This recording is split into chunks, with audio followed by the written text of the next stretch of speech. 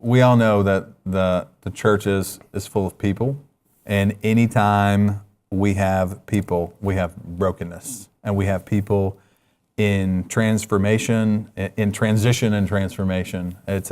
Discipleship is a process, and that's going to involve some great situations where we get to celebrate with people, and some sad situations where we get to mourn with people. But in between there are often messy situations that we have to deal with. It's the side of ministry that some people don't like as much. They may just want to preach. When is it appropriate to handle what levels of soul care? I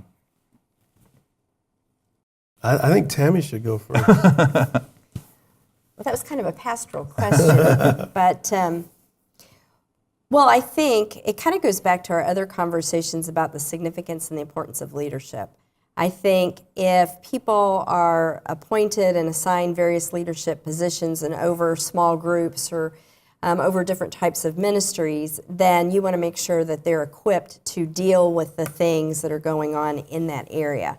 So you want to, first of all, make sure that they're in good shape, and then for them to be able to discern, okay, this is really over my head, to know how to escalate that within the church, because sometimes there are things that, like you said, could be very messy. I mean, even cases that could be life-threatening, that maybe a person at that particular level shouldn't try to deal with or try to offer the coaching and the counseling and the care that's absolutely needed for that to turn out in the best possible way.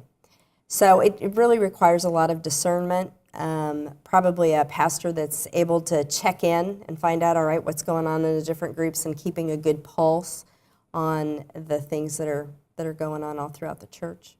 Yeah, and you know, Todd, you started off by saying that the local church is comprised of broken, messy people. And I know that to be true because I'm broken and Absolutely. I'm messy. And so one of the great dangers in contemporary church life now, particularly from a pastoral leadership perspective, is be productive, which means big church, big buildings, you get a book deal, you get an outreach magazine, LifeWay comes to interview you, which none of those things are bad. Yeah. But when those things become idolatrous, because we're Americans, because we're wealthy, the Holy Spirit cannot show up and the show would still go on. And so it's very easy to be productive but not fruitful. Jesus said, if you abide in me and I in you, you will produce much fruit. So don't mistake being productive in man's power with being fruitful in God's power, because Jesus is the vine. So I think that as senior leaders have an awareness of their own brokenness. I know for me, the more I understand that God gave me his righteousness as a gift, I'm now freer to admit how messed up I am, which makes me run back to him more and more and more. So soul care for me is important. So if it's important for me, then it's going to be important for our staff, and thus it's going to be important for our church. Just recently, within the last year, 2 of my pastor friends have been fired and or had to resign because their souls withered and end up having emotional affairs and or physical affairs with females on staff. And so if it's important and a high value in the life of the executive or lead team, it's going to be important in the life of the local church, because if you are healthy, you will be fruitful, but you can be unhealthy and be productive. Just recently, we've seen a church that had campuses all over the western part of the United States, and a senior leader goes down and they're all gone now. Yeah, bold. Incredibly productive.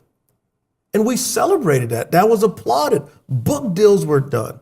So I think in America, the American church, we have a idolatrous affair with being productive versus saying, how do we become healthy?